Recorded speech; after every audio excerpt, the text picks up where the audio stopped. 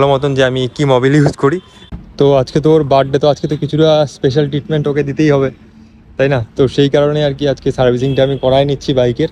তো চলো এখন শোরুমে যাওয়া যাক, তারপর তোমাদের সাথে আবার দেখা হচ্ছে।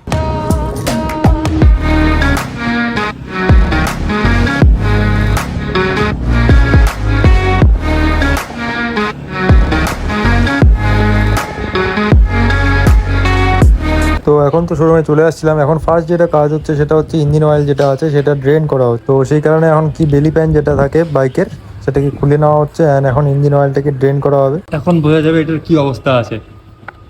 মোবিলটা তো শেষ।